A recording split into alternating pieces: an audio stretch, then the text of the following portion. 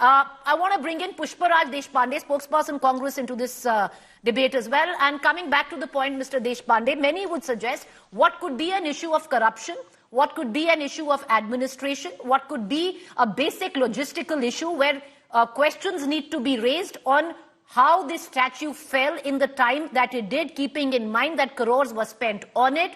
The opposition right now in Maharashtra has made it an issue which is emotive and of Maratha pride. What's the connection? Hi, Preeti ji. Thank you for having me on your show. And I must begin with congratulating you for so equanimously dealing with this 5 days a week from what you said. My blood pressure is raising already just listening to this for 10 minutes. See, firstly, Shivaji Maharaj is a deeply emotive topic in Maharashtra and it's intimately entwined with Marathi Asmita. The collapse of Rajkot Fort statue has made this forthcoming election into one between Shiv Bhakts and Shiv Drohis. So quite naturally, the Mahayuti government, as Sahil ji has been talking about, is bending over backwards to distance itself from this scam. For what that is what it is. It is a scam. While the government is officially blaming the Navy, Ajit Pawar's NCP is trying to distance himself from his alliance partners. What you pointed out is gratifying that he started with an apology. But instead of his token silent protest, an even more token demand that the district collectors ought to arrest the sculptor, why isn't he pointing fingers at the PWD department and the CM? And if Ajit Pawar ji is genuinely so chagrined, why doesn't he resign from the Mahayuti government immediately? I mean, you can't have your cake and eat it too. That's my first submission. Secondly, Narayan Rane ji and Nitish Rane ji are deliberately trying to obfuscate the issue to deflect allegations of their proximity to the sculptor and the contractor. And of course, the workers attacking the police and the media. Now, it's clearly every man for himself in the Mahayuti government, which is visibly imploding. Because this issue is not just electorally radioactive. It is also culturally explosive. Frankly, this image rehabilitation yojana is not going to work. Because A, the Marathi Manus ain't buying whatever the Mahayuti is spinning. As the saying goes, hama mein sab, you know what the saying finishes. And B, the BJP, the Shinde faction and the Ajit Pawar faction are just digging a bigger hole for themselves. Now, Okay. And I'll give you three quick examples. Ma'am, let him finish. I'll come Blaming the Navy. Make your point, sir, quickly. Just very three quick points. Yeah, in blaming the Navy, they have been deliberately trying to deflect accountability, as Banti Patil has said, the CLP leader has said. Now, the point is that you use the Navy hypocritically on Navy Day to inaugurate the statue. And now, when you have a joint co-venture with them, you can't be basically dumping them and putting them under the bus. It's very inconvenient. Secondly, as Sahil ji has said, the GR, May 17 GR of the Maharashtra government clearly says that the government, Mahayuti government, has violated its own directorate's orders and given permission for a 35 feet statue when it was only 6 feet statue. All right. Okay. And thirdly, let's address the elephant in the room. Just one last point. I need to come in now. Ma'am, let him finish. Make his last point. I'll give you equal time. I promise you. Make your last point. Last point, Preeti ji. Let's address the elephant in the room. The reason this project of such magnitude and importance was hurried through in less than 6 months is because Prime Minister Modi and the BJP wanted to milk it for electoral government. Okay. Preeti ji, how many government, how many hold projects? On to that thought. Sahil, hold on to your thought. I'll come back to you after I get in Sanju Verma. Let me get in, her for a rebuttal. I'll come to you, Sahil, then.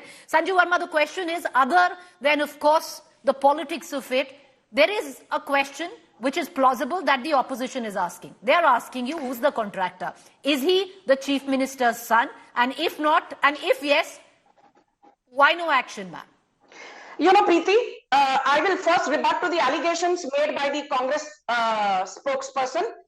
You know, he kept saying, let's address the elephant in the room. I'm addressing the elephant in the room. The elephant in the room is this, and this Sahil Joshi will, I'm sure, corroborate.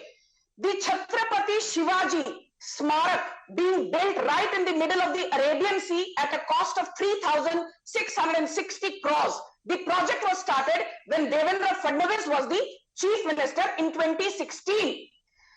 You know, then Uddhav Thackeray came in the later half of 2019.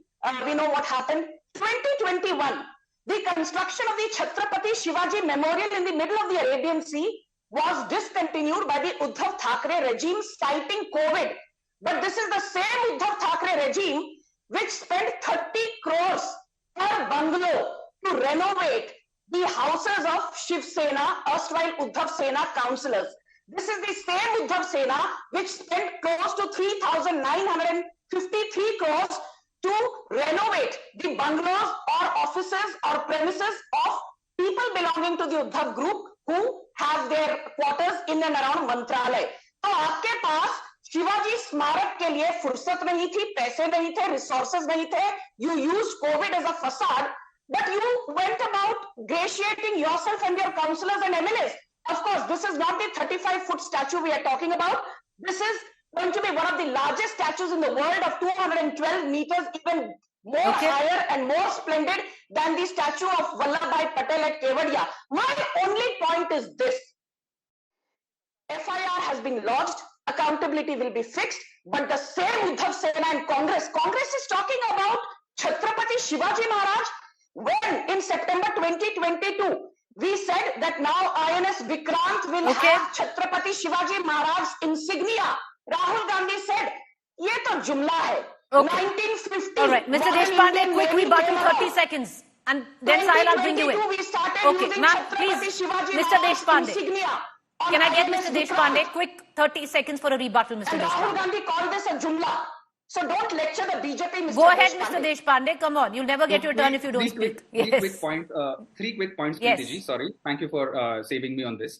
The first thing is that if the BJP government was genuinely so interested and so chagrined about the fact that these houses were built and so on and so forth, their ministers and their municipal councillors should not have shifted in. That's the first thing.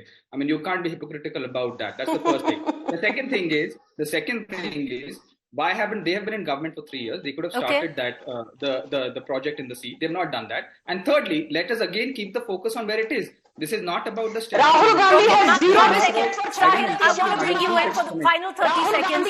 Can I just get Sahil Joshi? Okay, Sahil Joshi. Can I bring in Sahil Joshi? Sahil, how do you see this issue pan out? Will it become an emotive political issue, or do you think it's before the elections come, it's going to die its course?